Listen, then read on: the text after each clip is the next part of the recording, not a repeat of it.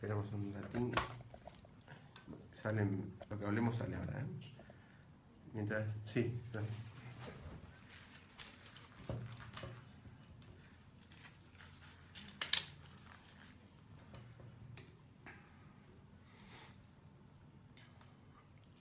No, eso se mueve. Perdón, no. Pero sí, sí lo puedo. Ahí.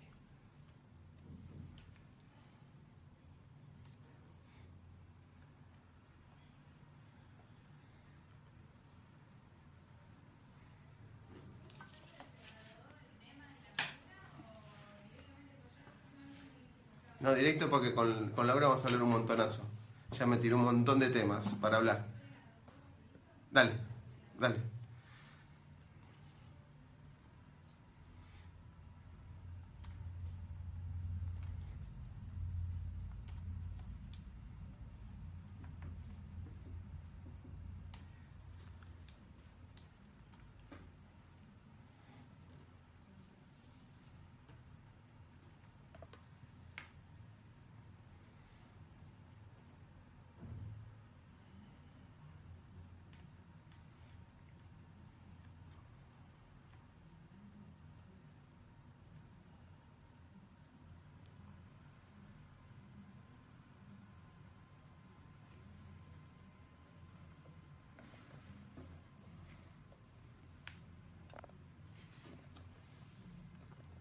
¿Cómo te ves, Laura? Perfecto, bien.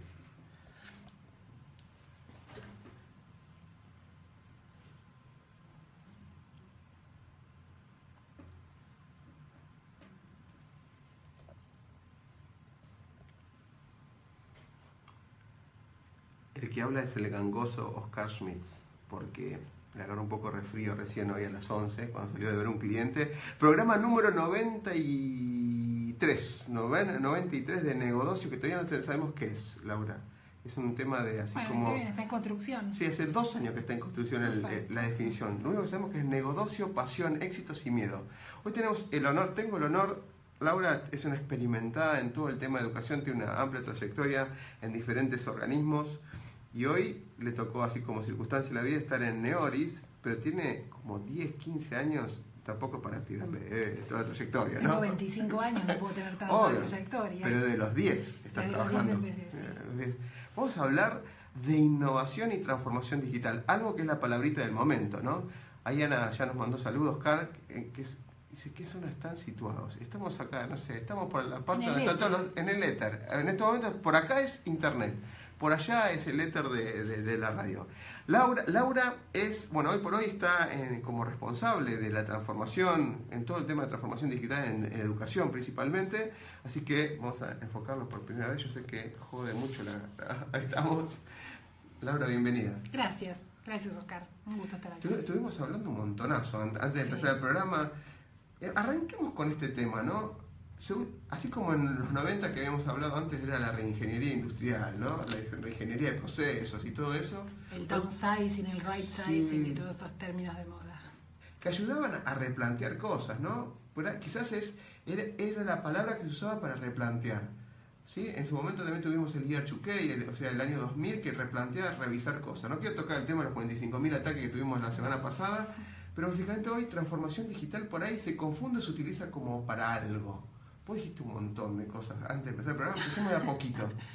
¿Cuál es tu visión de lo que es innovación? ¿Cuál es tu visión de lo que es transformación? ¿Qué puntos de contactos tienen y demás, ¿no? Mira, yo creo que... buenas tardes a todos primero. Como vos decís, fue tomando...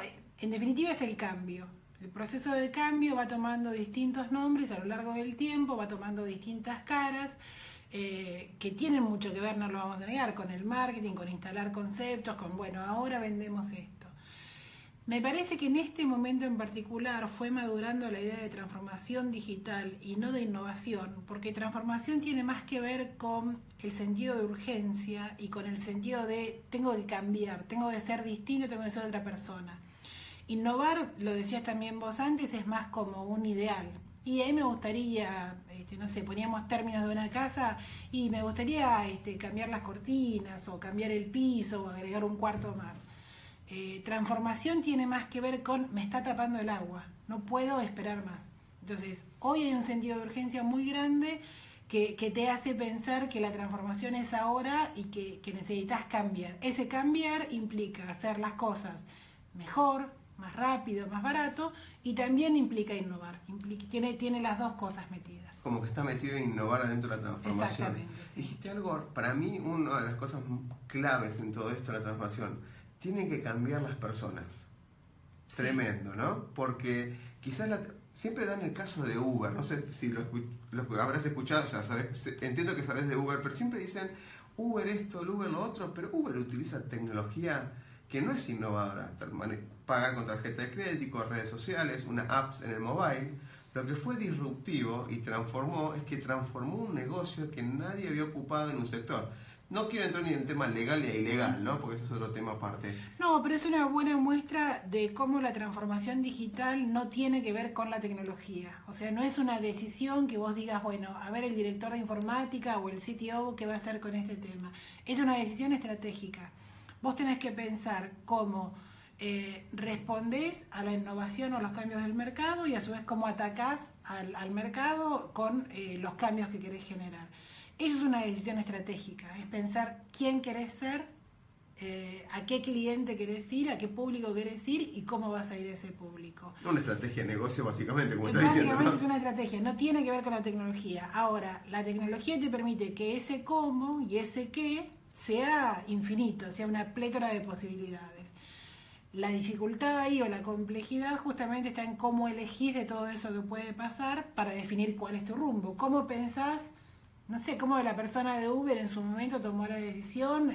Era un caso que entre unos amigos habían decidido al principio compartían una limusín para tenerla juntos y poder usarla siempre, y después empezaron a verlo como un servicio. Cómo rompieron un servicio que siempre había sido de una manera. Bueno, la transformación digital tiene que ver con eso, con cómo haces algo distinto o nuevo y mejor. Tengo una pregunta así que dice Angélica Belani, ¿te suena? Súper interesante para buscar y Laura Mares.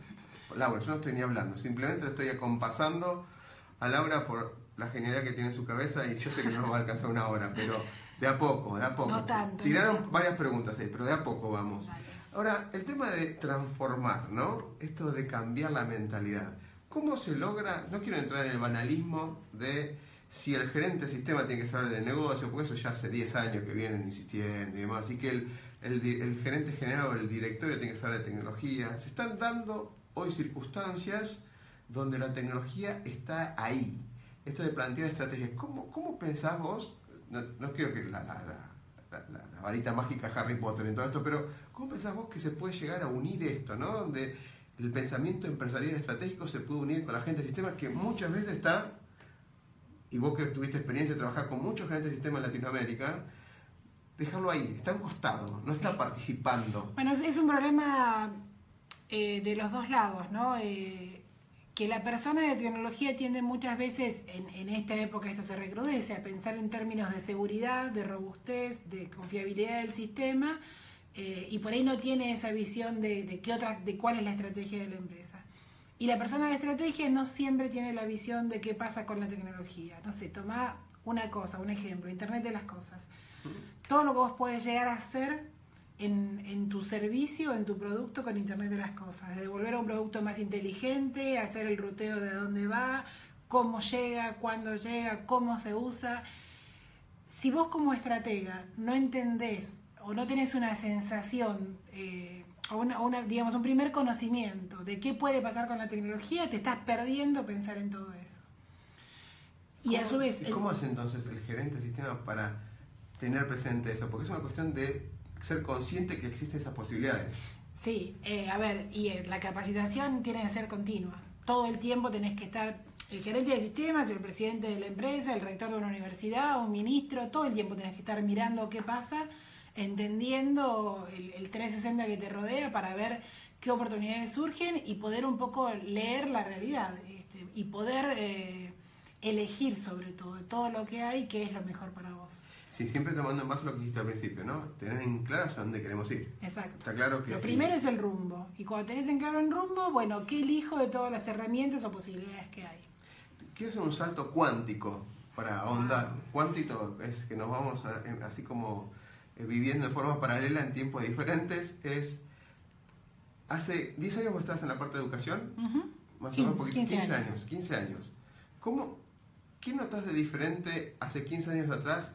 O sea, debe haber un abismo. Sí. Pues digo, el salto cuántico.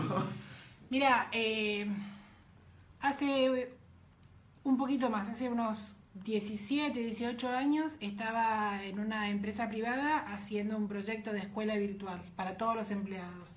El proyecto en ese momento era súper innovador, era para Telecom. No conseguíamos que nadie hiciera nada porque no lo veían, no lo entendían, la educación virtual en ese momento era muy nuevo, no funcionaba.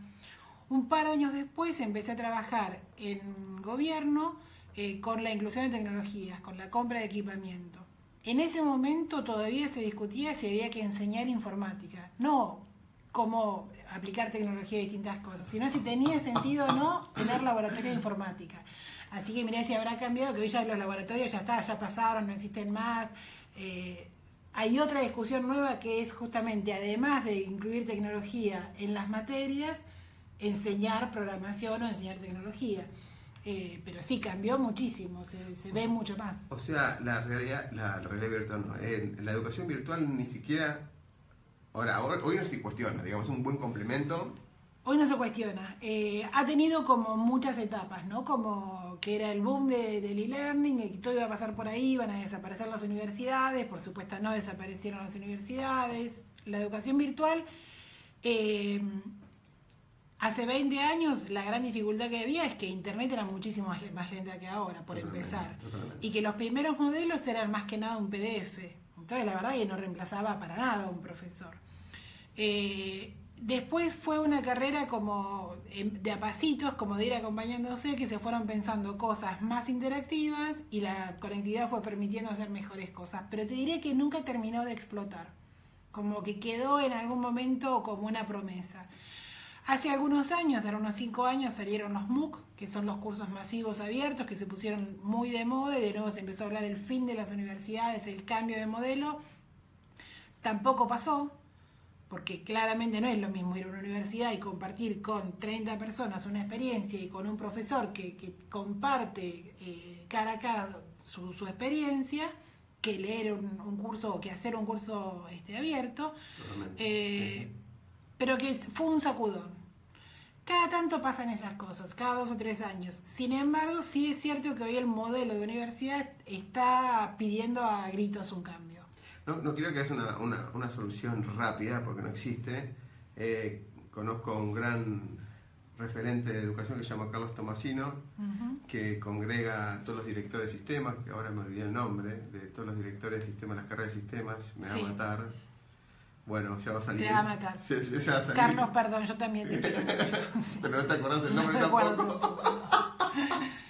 Bueno, que junta o reúne en la sede de Fundesco y de Consejos Profesionales de Ciencias Informáticas a todos los referentes y se cuentan todos estos temas, ¿no? El tema es que están todos con la misma problemática, ¿no? Básicamente es el reclutamiento a carreras largas que por ahí no condicen con el futuro de las carreras que va a haber en un futuro, valga la redundancia, donde por ahí lo estático, lo estándar de esto que se pide en este momento de transformación, de ser dinámico y demás, una carrera mínimo tiene 4 años si es que la damos más o menos en tiempo y forma.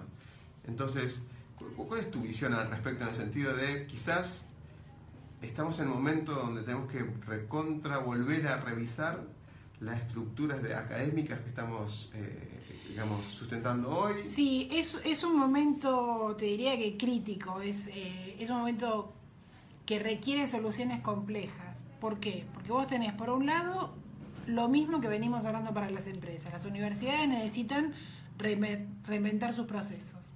Que las carreras sean más flexibles, que puedas hacer unas materias de una, unas materias de otra, que puedas tener niveles de personalización en el aprendizaje, que puedas tener acceso a bases de datos, que tenga distintos formatos, que puedas combinar una parte presencial y una parte online. Digamos, eso es como la forma, la pedagogía, la forma de dar clases.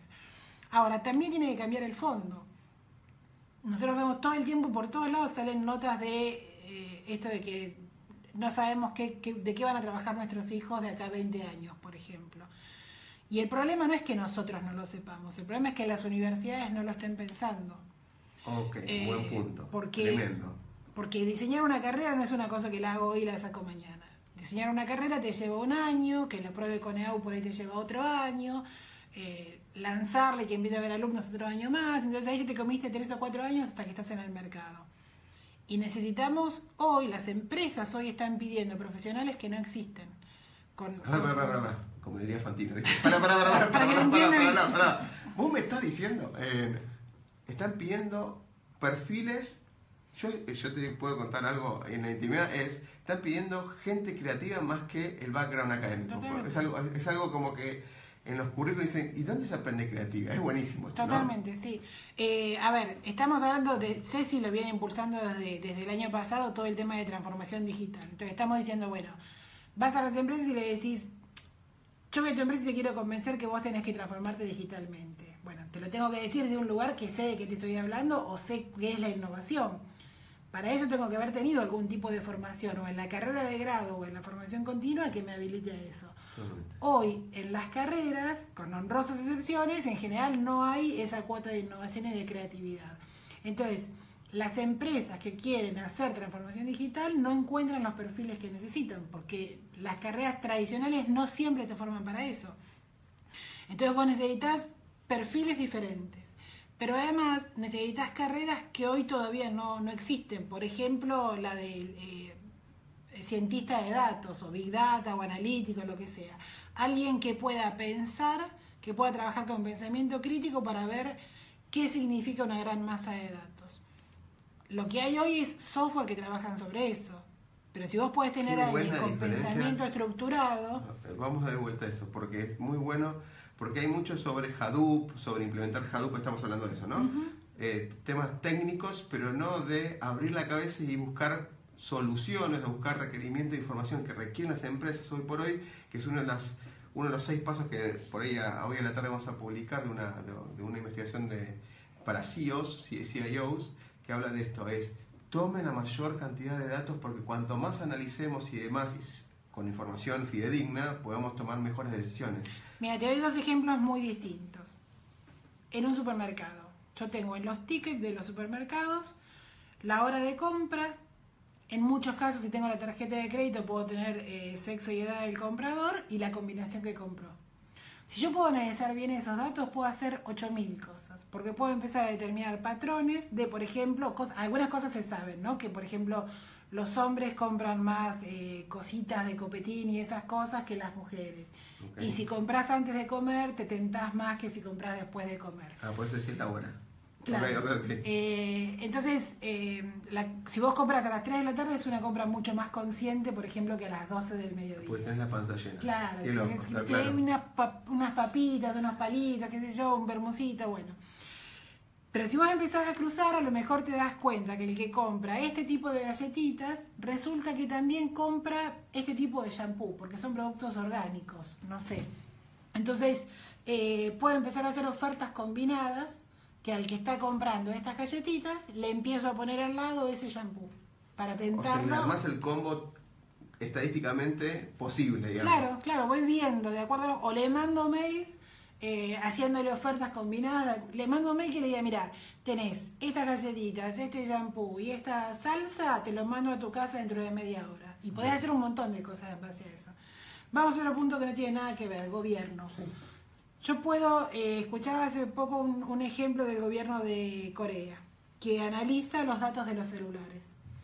En base a los datos de los celulares, no de las conversaciones, sino de dónde está el GPS del celular y cruzándolo también con la edad y con el sexo, puede determinar en qué lugares, por ejemplo, tiene que haber más puntos de control porque se juntan más chicos de noche.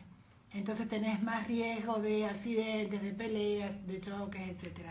O dónde es más interesante que haya servicios para la tercera edad. O dónde tenés que poner más controles porque hay justamente más accidentes de tránsito. Bueno, eso es Big Data. Si vos eso se lo dejás solo al software, te volvés un consumidor pasivo de la tecnología. Claro, no. Vos tenés que estar 4 años antes, esto que decimos, con un pensamiento más desde la lógica, desde la estructura, desde el razonamiento, de decir, bueno, yo qué quiero investigar y con esa base más teórica, con un marco teórico más fuerte, cómo abordo los grandes volúmenes de datos que hay. o sea, digamos, haces un hincapié de decir, volvamos más inteligentes a las personas. Claro. Porque sí. los datos están ahí. Exactamente. Y ahora cada vez más cerca. El tema es que, lo que decís, el GPS, tenés el dato del GPS, tenés el dato del sexo, tenés los lugares. ¿Y con eso qué? Si no le abrís a la persona, de alguna manera, para que les haga esa genialidad que todos las tenemos, lo que pasa es que por ahí no está muy explorada en muchos casos, apuntando a eso. Interesante, más que interesante. Yo me quedé con lo de los supermercados por un caso que vino una persona a conversarlo otra vez en la radio, que habla de la zona, el mapa de calor. El mapa de calor de cómo se va quedando en las góndolas. Las cámaras analizan con un software particular cuáles son los mapas de calor de las personas a recorrer las góndolas.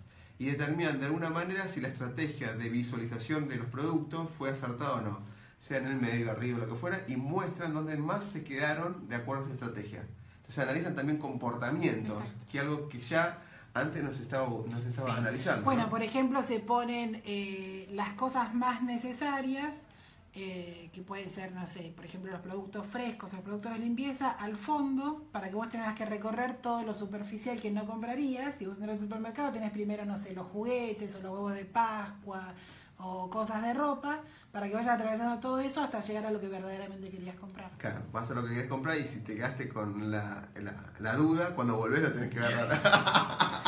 Bueno, por las mismas razones que están a los distintos niveles y las cosas de más tentación para los, por ejemplo, las galletitas que traen stickers y eso, los ponen en los niveles más bajos de góndola, que son los que los chicos lo ven y lo agarran. Y el adulto ni lo ve, pero después lo tiene que pagar. Después lo ve en la caja, claro. Tiro un par de temas, vos decime si lo puedes contestar o no. Ninguna son... Dale, nos fuimos a cualquier otro tema acá, así que podemos... No, porque desataste un tema de educación acá. ¿Qué opinás sobre las plataformas hechas? Esto Ana Victoria lo manda.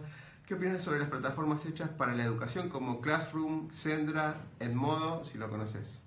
Y después otra pregunta, a la par, es... Te manda excelente tema, bueno, varios que están acá conectados. Dice, Adri Bustamante dice, ¿qué opinas de las nuevas plataformas educativas como Acámica, Platzi y otras que están ofreciendo cápsulas de cursos que ofrecen innovación digital? ¿Y cómo las universidades se deberían adaptar? En esto en el boom donde aparecieron un par de plataformas gratis para que cualquier profesional, no algo regulado, cualquier profesional que tampoco está validado el contenido, se lance a educar de forma masiva, de forma... Mira, hay varias... respuestas. ¿Qué opino acerca de las plataformas? Es un poco amplio porque hay muchísimas, hay buenas y hay malas. En particular sobre esto último que pregunta Adri de las plataformas como Acámica, me parece que son sumamente interesantes. Hay un toma y daca, hay un pequeño riesgo asociado con el tema de los 5 centímetros de profundidad. Que pasa también con la educación con los chicos. Los chicos hoy casi nunca o cada vez menos... Lo llamaste 5 centímetros de profundidad y ahora están todos esperando... que son los 5 centímetros, no, más o menos sabés de todo. Entonces, los chicos por ahí no buscan en Google cómo cambiar un cuerito. Entran a YouTube. ¿Cómo cambiar un cuerito? Lo miran, lo hacen. Claro. Eso, y lo vieron en 5 minutos. Hoy estaba hablando con unos amigos de una comida que íbamos a hacer y cómo yo había pensado hacer el menú y me dice, ¿pero vos estudiaste cocina? No, entré a la página de Cocineros Argentinos y me fijé y más no era tan difícil. Entonces, esto de las píldoras de aprendizaje es bueno, es muy bueno, porque te permite tener esos 5 centímetros de profundidad. El tema es que tenés que ser consciente de que tenés los 5 centímetros. Digo, a mí ver un video de YouTube me permite preparar un plato esta noche, no me permite abrir un restaurante. No creo que toda la gente esté tomando en cuenta de que sea así. Algunos creen que por tener 5 videos ellos son cocineros. Exactamente. No en este caso cocinero, porque yo no puedo cocinar ni una papa frita, te cuento la verdad. Particularmente en casa generalmente no cocino nada, me cocina todo mi señora, pero... Las Lauras son muy buenas cocineras. Sí, son muy buenas cocineras. Ok, buenísimo. Pero acá piensan que por ahí hicieron un curso de ethical hacking y ya son hackers, ¿sí? O hicieron un curso de seguridad informática de tanto tiempo y son expertos en ese agregado. Por eso hablo de esa responsabilidad de decir, bueno, está muy bien, te diría que es recomendable, es necesario tratar de hacer todas las píldoras que uno pueda de distintos temas, pero entender que eso te da los 5 centímetros de profundidad, no te vuelve un experto. Volverte un experto es hacer una carrera. Ahora, creo que sería interesante que las universidades incorporaran ese tipo de conceptos. En educación, digamos, escolar, en educación primaria y secundaria, se habla cada vez más de la interdisciplinaridad. de tratar de no tener materias separadas, sino de tener recorridos. Por ejemplo, aprendizaje por proyectos, donde vos digas, bueno, tomamos un tema y trabajamos todos juntos. ¿Todas las materias? Todas las materias. Okay. Es muy difícil, porque si vos haces eso, después tenés la dificultad de cómo calificás en el sistema tradicional. Digo, es un proceso largo, es difícil de hacer, pero se tiende a hacer. Claro, me calificás, no quiero irme, pero vos me calificás por la venta en grupo o por la venta individual. O sea, como pasa en la parte comercial. Bueno, es que sí, ¿no? vos tenés, a ver, por ejemplo, siguiendo este caso, vos tenés 8 chicos haciendo un trabajo que involucra 6 materias a lo largo de un semestre. El trabajo no está aprobado por alguna razón. ¿Qué quiere decir? ¿Que esos 8 chicos aplazaron las 6 materias y tienen un 1 en todo el semestre? No. ¿Y en cuál lo tienen? Entonces, esa parte de la calificación es difícil. En las universidades también es complejo, porque además, mucho más todavía que en la escuela, los profesores son autónomos. Entonces es difícil trabajar interdisciplinariamente. Pero sí sería interesante agregar este tipo de conceptos de píldoras que te permiten tener como actualizados los contenidos y en algunos casos combinar distintos temas. Sí, lo veo como... Perdón, cuando hablamos de píldoras de aprendizaje hablamos de cosas que son contenidos cortos. Contenidos cortos puede ser media hora, 1 hora, y que te permite en ese tiempo que vos recorriste entender o manejar un concepto. Totalmente. Sí, sí, lo veo para algo cuando vos ya tenés bien en claro cuál es el camino, digamos, ¿no? Y lo vas complementando. Sí. Sitios, y en YouTube es un fantástico del famoso how to, ¿no? Cómo hacer tal cosa. Volvamos a transformación digital. Dice, ¿cómo ves vos este proceso que empezaba aparentemente el año pasado, pero todos los años va cambiando un nombre? En un momento era Big Data Analytics, que sigue estando, pero siempre hay un nombre nuevo que te cambia la estrategia que afectó bastante a lo que son las áreas de marketing, los community managers, todo lo que es estrategia de negocio con Data Smart y con lo que son Business Intelligence. No digo que son lo mismo, pero de alguna manera agrandaron, digamos, su panorama. Esto que el cloud computing, que en un momento era una solución para el cloud, ya existe desde hace más de 20 años, cuando tercerizamos los servicios en data center. Estamos hablando como una solución para ser rápido y ágil cuando tenemos que implementar cosas. ¿Cómo ves vos esto, la mirada esta de transformación digital desde que... Yo digo que empezó el año pasado, pero por ahí empezó mucho antes, ¿no? Pero en tu mirada. Sí, quizás el año pasado o hace un par de años se empezó a instalar más como el concepto de transformación digital, digamos, como ese nombre y apellido. Claro. El otro día la escuchaba a Débora Slonitsky, que me gusta mucho cómo habla sobre transformación digital, como que lo pone en términos muy, muy claros. Y cómo esto tiene que ver en realidad con todos los procesos y parte desde uno mismo. O sea, cómo pensar vos cómo tu profesión cambia o cómo podría cambiar y qué cosas estás haciendo que son directamente tontas. Qué cosas no tiene más sentido que hagas y que vos haces manualmente. Y podría ser una computadora por vos. No sé, el contador público me parece que es un ejemplo clarísimo. Cuando yo estudié administración, iba a estudiar contador y cambié de administración, hacíamos los balances. No estudié en la prehistoria, pero te juro que se hacían en la hoja de 12 columnas. ¿Aclaraste algo porque ibas a decir algo? O sea, a mano. A mano, con lápiz en hoja de 12 columnas. Obviamente dejó de tener sentido. Claro. Sí. Traten de no burlarse, por favor. Hay gente mayor en la sala. Y vos tenías que comprobar en el balance de sumas y saldos, además que lo que hacías así te diera así. Bueno, evidentemente el Excel hace desaparecer eso y los sistemas contables hacen desaparecer eso. El contador que no piensa en esos términos desaparece también. Bueno, esa es la fuerza no te digo la fuerza del miedo, ¿no? Pero usando terminología de negocio, la fuerza del miedo que trata de poner el ancla a la innovación. Claro, entonces vos hoy, una empresa chiquita puede hacer su balance y necesita el contador solo para certificar. Un autónomo saca su comprobante de monotributo en AFIP, llena su declaración jurada de ganancias, listo, ya está. Entonces, ¿qué tiene el contador? Lo que tiene que hacer es ser consciente de esa realidad y pensar cómo cambia. Hoy los contadores son más como consultores, son como asesores, porque es el que te dice, mira, mejor presentarlo de esta manera, esto cargalo, esto no lo cargues, esto déjalo para el año que viene.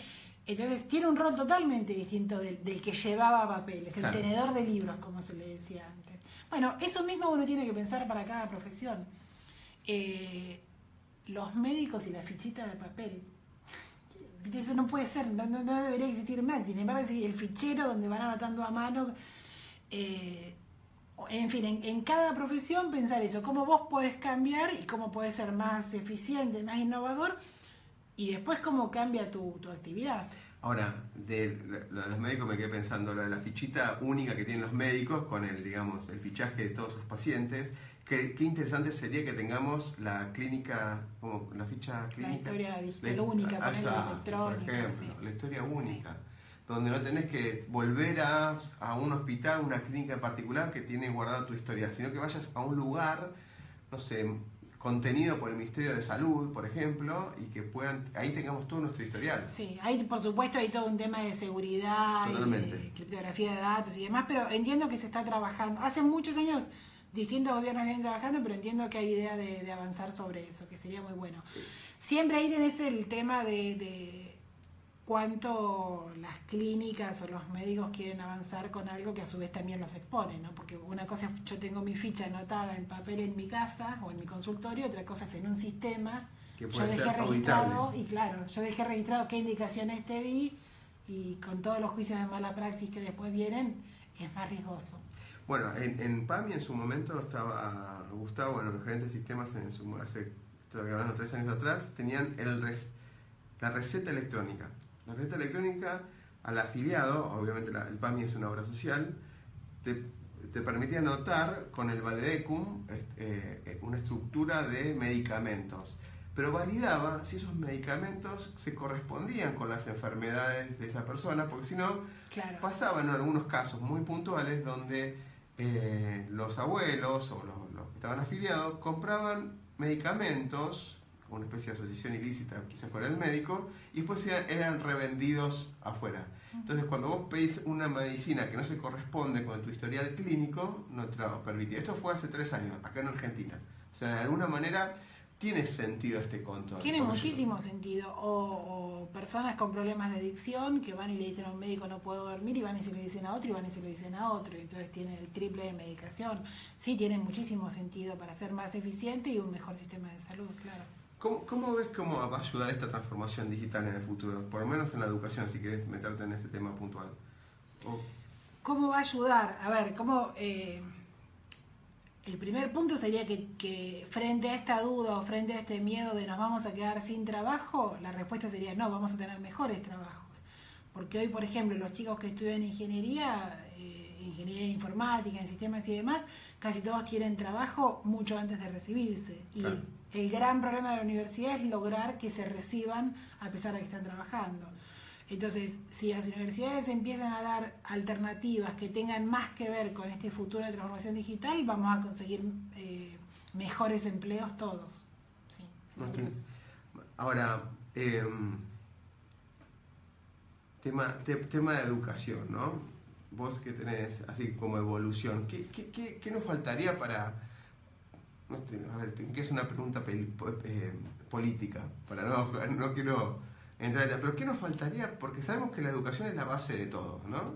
Las herramientas digitales, de alguna manera, yo tengo un recuerdo de lo que es San Luis con Alicia Bañuelos en su momento, por lo menos en las pruebas que hicieron hace 5 años, que probaron de alguna manera durante un año, chicos con computadora, digo internet ya era obvio que tenían, porque todos tienen internet allá, pero con computadoras, sin computadoras y con computadoras con software educativo. Y probaron que de alguna manera, bien guiados con los profesores también, no solamente con eso, los que tenían un software y una computadora le ayudaba a acelerar ese proceso de educación. Sí, hay una discusión de muchos años, probablemente empieza en el 2005 cuando Negroponte lanza el proyecto de una computadora por alumno, que la idea de él era, bueno, en 5 países, 1 millón de computadoras en cada país, que esto le permitía bajar muchísimo los costos. En este momento iba a ser la computadora de los $100, que después no fue ese precio porque no era factible, pero digamos, la idea era esas computadoras muy baratas que le llegaran a los chicos y que de alguna manera puentearan el sistema. La tesis de Negroponte era que si los chicos tenían las computadoras iban a cambiar. Acá el modelo fue como analizado y fue discutido. En ese momento estaba primero Filmus y después el ministro Tedesco, que falleció la semana pasada, que él era como muy defensor del lugar del docente y del lugar de la educación. Tenía una frase muy graciosa que era que él decía, bueno, los que quieren romper la educación primero inventen otra cosa. Si van a romper la escuela, inventen otra cosa porque hay un montón de chicos que están esperando a dónde ir. Entonces, bueno, con el tiempo se fue mostrando, es cierto, vos siempre podés hacer un modelo atractivo o llamativo, por ejemplo, no sé, en un lugar muy pobre, si vos pones 50 teléfonos, seguro esos chicos van a hacer algo, porque entre nada y eso seguro van a hacer algo. Ahora, hay un estudio del Banco Interamericano de Desarrollo, del BID, que hizo durante unos años, analizando varios sistemas, que llega a esta misma conclusión, que los usos guiados de tecnología tienen resultados mucho más fuertes en los resultados educativos que los usos no guiados. Sí. Ya me acordé, me vino el déjà vu.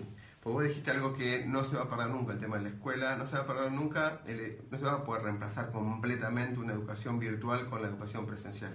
Porque hay algo que lo estás comentando entre líneas, que es la pasión que le pone el docente, o ese avivar el fuego. No te digo que todos los docentes sean así, pero los que más se destacan uno recuerda a lo largo de su carrera académica o primaria y secundaria, donde te acordás de los profesores que te cambiaron la forma de ver las cosas. ¿Tenés esos? Sí, yo por ejemplo me acuerdo muchísimo de mis profesores de dos cosas totalmente distintas, pero que marcaron bastante después mis elecciones, que eran de contabilidad y de literatura, que eran dos profesores muy apasionados, y que me transmitieron mucho las ganas de lo que ellos hacían y me fueron llevando por esos caminos.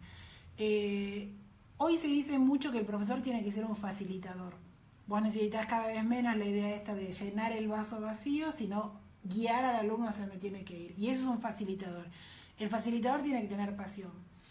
Pero además, cuando vos estás en escenarios complejos, de crisis económica, de dificultades, socioeconómicas, te diría, el docente tiene un rol que es mucho más que enseñar, porque es contenedor, a veces es sostén o complemento de cosas que el chico no tiene en la casa, o de crisis que tiene en la casa. O no comieron, o la crisis de la familia. O no comieron, o los padres le pegan, hay alguna situación de violencia familiar, o está solo porque los padres trabajan todo el día. Entonces el docente es a veces el semáforo para darse cuenta si hay un problema que requiere de otro tipo de asistencia. La escuela es un lugar de contención, además de educación, y de construcción del ser social, que es totalmente distinto que el tema de decir si aprende o no aprende matemáticas. Entonces, ese rol de ninguna manera lo puede suplir ni la computadora ni la educación virtual. Totalmente, sí, totalmente. Yo lo veo mucho eso, ¿no? Es que inyecta mucha emocionalidad, mucha pasión el docente con todo lo que está a su alcance y demás, pero todo lo demás que sea contenido, un chico lo puede, digamos, después de los 13 años, más que nada, cuando empieza la secundaria, lo puede conseguir en internet. Bueno, por eso, perdón, una de las cosas, hay un marco que se llama Habilidades del siglo XXI que generó la UNESCO, y una de las cosas clave es el pensamiento crítico. Vos decíamos antes cuando hablábamos de transformación digital, si vos quisieras pensar hoy cómo cambiás la forma de hacer radio, o yo mi forma de trabajar en mi empresa, o lo que sea, cada uno de los que está escuchando ahora, cómo cambias tu actividad. Tenés 100.000 dispositivos que podrías pensar o software que podrías incorporar. ¿Qué necesitas? Saber elegir. Ese saber elegir, ese saber diferenciar es el pensamiento crítico. Nosotros no sabemos de qué vamos a estar trabajando de acá a 10 años. Y hay incertidumbre en todo. Fíjate, ahora se habla la discusión, por ejemplo, si toda esta locura del fin de semana del ransomware, si no habrá partido de la discusión sobre los correos y las conversaciones de Trump que Rusia quisiera averiguar. No tenemos ni idea y no lo vamos a saber nunca. La incertidumbre va desde eso hasta el cambio climático, hasta, no sé, lo que se te ocurra. Hasta el valor del dólar al fin de año, no sé, lo que sea. Entonces vos lo que necesitas es tener pensamiento crítico para tomar las mejores decisiones. Si vos logras formar a un chico con pensamiento crítico, después vas a ver buscar en Wikipedia y saber si lo que lee en Wikipedia es certero o no. Eso viene después. Digo, ya no necesitas hacerlo enciclopedista. Necesitas que sepa pensar y que sepa elegir. Y hacia ahí es hacia donde tiene que apuntar la escuela. ¿Cómo ves vos que se debería generar un pensamiento crítico? Es como entrar en un tema muy pedagógico, pero tiene que ver con... Es el salto de muchos chicos hoy están estudiando una programación básica, Java, PHP, termina su curso, supongo que fue intensivo, 1 año, estoy dando un poco más de aire, como para que sea 1 año de intensivo 1 o 2 veces por semana, y sale, ya tiene un trabajo que gana por ahí 20.000 pesos. Y dicen, gana más que el papá de la casa. Y dice, ¿para qué voy a estudiar más? Y con esto estudié 1 año, y mi papá estuvo trabajando y estudiando toda su vida. Bueno, ahí tocaste 2 temas distintos. En uno podría hablarte un poco más, en otro menos. Arranquemos por el que sé menos, así lo paso más rápido. Okay. Hay una discusión, ahora hay un tema con los chicos que se vuelven, esto que se llama los hippies con OSDE, ¿no? Los chicos que han tenido padres. Hay toda esta generación de 20 y pico que han tenido padres que trabajaron mucho, que les dieron una seguridad, una casa, una obra social, un sustento. Y ahora los miran y dicen, pero yo no sé si quiero trabajar tanto como vos, porque yo quiero disfrutar mi vida, yo quiero experimentar otras cosas, y yo con ganar 20.000 pesos estoy bien. Claro. Ahí hay un cambio social que hay que estudiar, que es donde te digo que estoy menos calificada para entender por qué pasa eso, pero lo vengo viendo en la sociedad, lo veo en los hijos de mis amigos, lo veo en el entorno, que pasa esta discusión de que les falta por ahí ese hambre o esa necesidad de ganar más. ¿Está bien o está mal? No lo sé. No sé si todos tenemos que ser capitalistas y querer tener la casa de 2 pisos en el country y las hortensias en la puerta. No sé. Claro. Es una discusión. Ahora, la otra que tiene que ver más con el pensamiento crítico, creo que es interesante todo lo que se puede hacer en los primeros años de vida. Hay iniciativas, hay una cosa que yo quise hacer mucho, nunca logré instalarlo, pero el tema de enseñar dinámica de sistemas en jardín de infantes. Dinámica de sistemas es entender cómo trabajamos en sistemas dinámicos y todo está relacionado, ¿no? Que no hay cosas sueltas. Vos no haces una cosa y tiene efecto en ese lugar. Vos haces algo acá y eso tiene efectos en el tiempo y en el espacio distintos de los que vos previste. El efecto mariposa y esas cosas. Sí. Entonces, que los chicos entiendan a pensar en términos de la complejidad desde muy chiquitos. Hay estudios, hay casos hechos, hay experiencias de esto en Estados Unidos donde los chicos salen como mucho más abiertos trabajando con esa idea de dinámica de sistemas, de entender la complejidad y la interrelación de las cosas. La otra es la programación. Si vos incorporás programación muy básica, programación de juego en jardín de infantes y en los primeros años de primaria, vos ayudás a que los chicos tengan pensamiento estructurado, a diseñar, a modelar, a enfrentarse al fracaso. Porque normalmente la educación tradicional te dice las cosas son de esta manera. Sí, ¿no? Lo bueno y lo malo. Lo bueno y lo malo. Entonces, pero cuando vos estás programando, no salís de primera bien. Vos hacés, sale mal, bueno, la tolerancia al fracaso, la prueba y error, todas esas cosas que vos las puedas incorporar en los primeros años, generás modelos mentales diferentes, generás modelos mentales más abiertos y más preparados para trabajar con cajas de herramientas. Con decir, bueno, yo ahora acá necesito un martillo y acá creo que necesito un destornillador Phillips. Un cambio, pero disruptivo total. Yo pensé que me ibas a decir, no, hay que cultivar a que la gente vaya a educarse a la universidad. No, me viniste con que los primeros días de vida, pensamiento sistémico. Sí. Las famosas 11 reglas del pensamiento sistémico, 11 o 12, no me acuerdo ya. 11. Las 11 reglas del pensamiento sistémico, apuntando el efecto, la causa-efecto, que no tiene una distancia determinística como siempre creemos. Que por ahí uno lo que hace ahora, eso también tiene un pensamiento más filosofal, de donde cualquier cosa que haga tiene un efecto, como el efecto mariposa, en algún punto. Hay que descubrirlo nomás. Qué interesante el tema del pensamiento crítico, porque a veces googleamos y tomamos como verdad lo que es popular. Exacto. También tomamos verdad por lo que se dice en las redes sociales y sigue siendo popular. No hay muchos foros críticos, excepto sepamos ir a estos lugares que verdaderamente hace una crítica científica. Y científica no quiero discriminar de un lado y del otro, simplemente es lo dicen con fundamentación. A mí con que me fundamente una respuesta yo estoy bastante hecho. Pero... Bueno, fíjate el movimiento que tiene ahora Facebook. Nosotros hablamos mucho acá de la grieta y de que cuando alguien cuenta algo siempre estás mirándolo como desde qué lado lo dice o por qué lo dice. ¿Qué sesgo tiene? Claro, qué diario leíste y, no, lo leíste en tal lado, entonces no.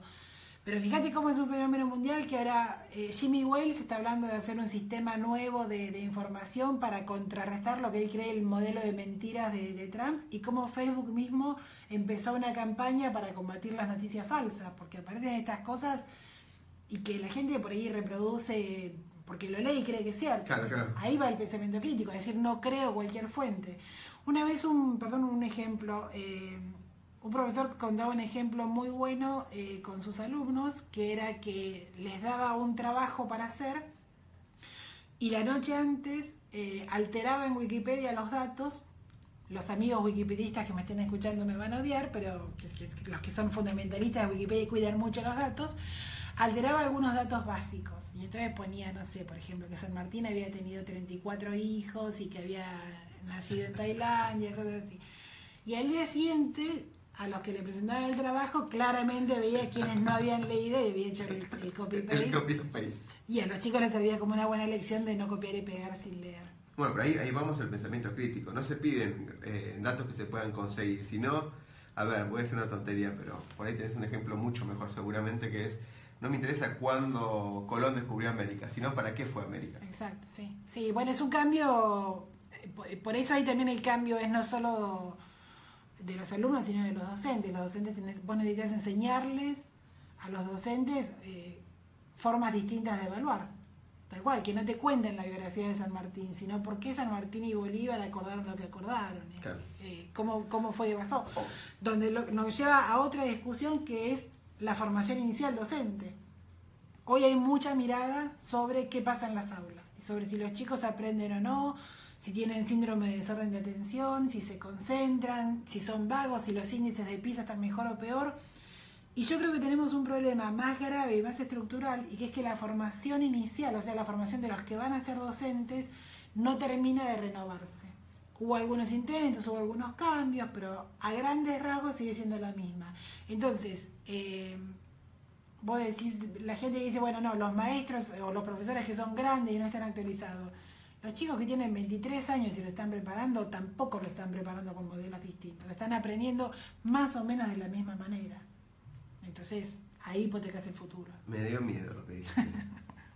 Me dio miedo porque no se ve un apalancamiento, digamos. Es una preocupación y hay un par de estudios de distintos organismos que se han hecho en Latinoamérica y en casi todos lados la preocupación es la misma, que la formación inicial... Así como la universidad no siempre está pensando, la formación inicial docente, te diría que en casi ningún lado está pensando en términos de verdadera innovación. Ahora, nos quedan 10 minutos, pero no, un poquito menos, 7 minutos. Ahí está, Paula me dice, vamos bien. Paula es la operadora que siempre hace magia del otro lado. Ok, bueno, tenemos tranquilo, porque nos viene de Seguridad y Sociedad, genial. Seguridad es el programa que nos sigue de Ricardo Nievas, un grande amigo que siempre focalizado en temas de seguridad, crisis y todas esas cosas. ¿Cómo cuando generamos un cambio, yo leí por ahí, en su momento, en mis 3 años de estudiar coaching, siempre estamos, Maturana, un gran biólogo, decía, cuando estamos pensando un cambio, lo primero que estamos pensando es lo que no queremos cambiar. Entonces... es muy así fuerte porque viene con todo un texto atrás, pero decís, yo sé que tengo que cambiar, tengo que salir de mi zona de confort para hacer algo trillado, pero tengo que movilizarme, tengo que repensar, como dijo Débora, o lo dijiste vos al escucharlo a Débora, ¿cómo hago para soltar eso que en realidad me mantiene, que me da seguridad, y lanzarme cuando no estás preparado? Como dijiste, como el planteamiento crítico, ¿no? Este pensamiento sistémico, que todo puede cambiar todo el tiempo, pero que hay que estar seguro en un par de cuestiones básicas. Para mí, esto sesgado en mi visión es, mientras vos tenés en claro tus valores, el resto puede ir cambiando lo que fuera cambiando porque vos estás en tu centro, digamos, ¿no? Sí, mira, ahí me vuelve un poco el origen de la charla, que es el tema de la transformación en sí, el tema de la transformación como el cambio o la mutación. y me acuerdo de la parábola de la rana hervida, ¿no? Que la idea es que si vos pones una rana en agua fría y vas calentando el agua de poquito, la rana se muere hervida. Si vos la tirás en agua caliente, la rana salta. Claro, pues nota el impacto. Porque nota el impacto. Se llama el contraste, claro. básicamente. Bueno, nosotros tenemos que entender que nos estamos quemando, nos estamos hirviendo. Y hay que ver cómo uno cambia eso.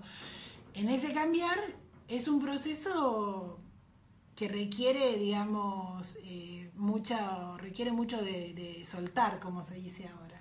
Estar preparado, que yo siempre hice las cosas de esta manera, pero a lo mejor esta manera ya no es más. Pero eso me da seguridad encima, Laura. Me da seguridad porque yo siempre lo hice así y me ha pasado en organismos públicos donde he asesorado y demás, donde siempre se hizo así, Oscar.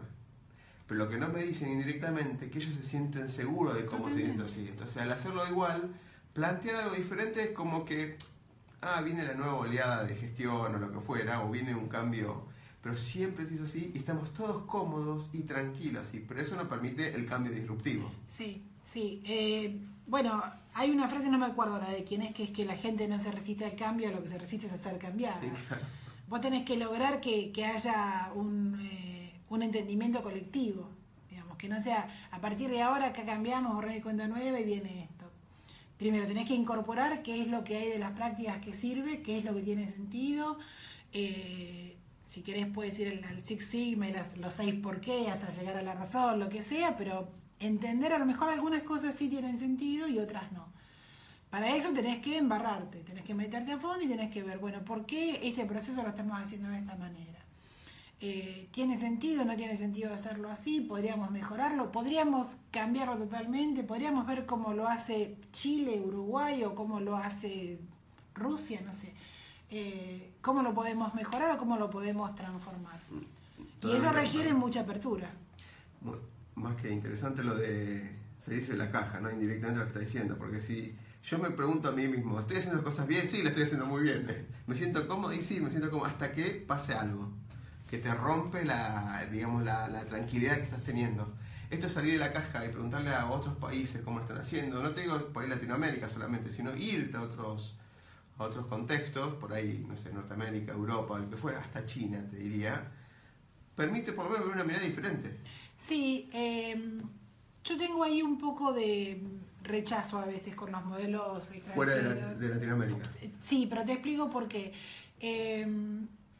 Hablábamos antes del tema de que la cultura se come la estrategia en el desayuno y yo estoy muy convencida de eso. Hace muchos años que trabajo con Latinoamérica y muchos problemas que tenemos los ves reproducidos casi igual en los distintos países, ¿no? Que tienen que ver con la dificultad de cambiar los sistemas, con los cambios de gobiernos y cambios de políticas, con problemas educativos, con problemas socioculturales. Y estuve en Corea, y conozco Corea, y estuve en Inglaterra, y estuve en España, he visto un montón, y estuve en Estados Unidos. Son sociedades distintas con problemas distintos, donde vos podés tomar algunas cosas, pero no todas, porque son otras lógicas. Nosotros no somos finlandeses, no somos coreanos, no somos norteamericanos, entonces tenemos otra forma de trabajar, tenemos otros problemas, y adoptar modelos extranjeros es riesgoso desde ese punto de vista. No digo que no esté bien verlos. No, está claro. Estás hablando de que el programa educativo, la metodología no condice con la sociedad. Tenés que tener mucho más en cuenta las dificultades y la idiosincrasia. Cuando vos decís, bueno, en Finlandia, por ejemplo, los profesores son súper bien remunerados y son personas reconocidas en la sociedad, bueno, y entonces si los chicos trabajan por proyectos, genial. Explícame cómo haces hoy en Argentina o en Latinoamérica para que el profesor, además de tener un sueldo altísimo, que es una cosa lejana, sea reconocido. El maestro o el profesor perdió ese lugar de ser como el doctor, como el médico. Y porque antes, hace mucho tiempo atrás, la fuente de conocimiento eran los maestros. Exacto. Entonces, claro, no es un cambio que vos puedas hacer de hoy para mañana, como tampoco es un cambio de hoy para mañana tener las calles limpias. Es un cambio cultural. Vos no podés pretender ser Finlandia en Argentina porque no lo vas a hacer. Totalmente, totalmente. Bien, nos quedan los últimos 3 minutos, Laura. Generalmente acá pasamos los chivos y todas esas cosas, pero lo que bueno, quiero agradecerle al que me vistió, al que me peinó. Claro, no tengo ninguno. Se enganchó, Paula. Si Si me quiere mandar alguna, sí, aceptamos todo, blusas, claro. A ver, todos los regalitos que quiera mandar a Laura, entonces es el Neoris. Sí, Laura.pares@neoris, me mandan lo que quieran. Ok, bueno, volvemos a aclarar la gentileza de, obviamente, Laura, que haya venido, que Neoris te haya dado, porque viste que las empresas últimamente tienen que autorizar. Me dieron. No, te dieron la autorización.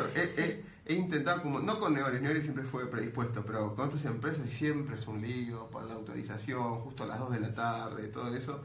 Igualmente ya vamos a hacer algunas entrevistas directamente en las oficinas como para ir recabando, porque este diálogo, más que también que tocamos muchos temas, pero tiraste un montón de conocimiento de tu experiencia, ayuda mucho a los otros que todavía están decidiendo si van a dar el paso o no. Este año me ocupé a full, un montón de temas de ahondar un poco en la estrategia. Este cambio cultural yo lo veo como, lo que vos decís, esto que la cultura, quizás se come la estrategia y también se come la tecnología, pero a focalizar en la cultura por ahí es mucho más complicado, a mi entender, que conocer la tecnología, pero no van separados, van todos juntos. Entonces no puedes buscar el pensamiento simple, decir es esto o esto, son las dos cosas. ¿Viste? El pensamiento sistémico, te llegó el pensamiento sistémico. No puedes separarlo, porque ya está todo relacionado y eso es lo que no se quiere entender. Ahora se le quiere dar un rol del CIO al Chief Digital Officer en su momento, lo quieren dar, pero no es un título que se da porque se pone una tarjetita, sino que es algo que requiere mucha experiencia, mucho leer, mucho compartir, mucho escuchar sobre todo. Y yo veo que es como que se está poniendo el nuevo rol. Como en su momento era Community Manager y me ponían unos pibes manejando las redes sociales, que no es eso el sentido del Community Manager. Entonces, como que se está comenzando. Siempre ayuda todo esto, compartir y las experiencias. No sé si el cambio se va a dar abruptamente, pero siempre ayuda a que tener otra mirada, ¿no? Sí, yo creo que hay un momento donde te llega el punto de maduración. Y me parece que vos dijiste acá una palabra clave que es escuchar. Vos tenés que estar abierto. Es casi que te diría que a nivel piel, estar abierto a qué está pasando en la calle, a qué escuchás vos en las conversaciones de tus amigos, de tus hijos, de cómo se mueve tu círculo, de lo que ves en los medios, de lo que ves en la calle. Escuchar y tratar de un poco de sentir que por dónde va pasando el movimiento y hacia dónde van las cosas. Y en función de eso actuar rápido. Bueno, Laura, genial. Bueno, nuevamente, Laura, te agradezco haber participado. Un día voy a ir a las oficinas de Neoris y hacemos una entrevista masiva con todos los con todo el equipo. Y vamos a discutir de innovación y vamos a discutir un poquito más, así más, con casos que tienen un montón de casos. Sí. En Rosario tienen unos cuantos casos también. Bueno, no importa, el caso donde fuera, para ahondar en temas casos. Así que, gente, ¿algún saludito más? ¿Así ya cerramos o no? ¿No, Laura? No, estamos bien. Bueno, espera que te voy a sacar porque estoy enfocándote todo el tiempo. Ahí está, ahora sí puedes. Fin. Bueno, muchas gracias, me sentí súper cómoda, me encantó. Hablamos un montón, ¿no? Hablamos un montón, sí. Yo soy una persona en general muy calladita, muy tranquila. No creo porque tenés mucho conocimiento para compartir. No, me encantó esta hora. Gracias. La verdad que hablamos un montón. Yo pensé que por ahí iba a ser más orientado hacia una temática, pero viste el juego en la educación que me fascina. Es algo que me cuesta cambiar, pero yo sé que todo lo que se invierta ahí va a traer sus frutos multiplicados, de alguna manera. Totalmente.